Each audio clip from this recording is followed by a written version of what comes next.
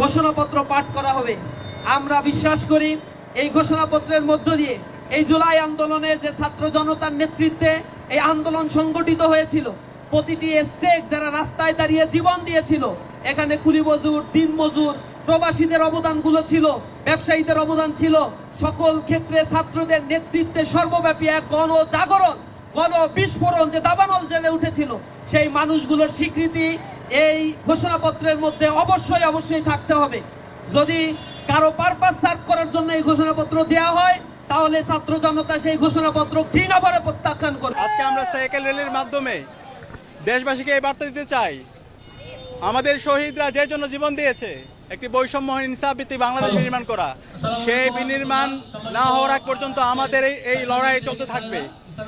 আমরা বলতে চাই, আমাদের বাংলাদেশ যেভাবে আমরা আজাদি পেয়েছি, আমরা আশা করছি খুব দ্রুত সময়ের মধ্যে আমাদের ফিলিস্তিন ভাই বোনরা, মুসলিম ভাই বোনরা তারা আজাদি পাবে, আমাদের কাশ্মীরের ভাই বোনরা দ্রুত আজাদি পাবে, আমাদের উইগরের মুসলমানরা দ্রুত আজাদি পাবে ইনশাআল্লাহ।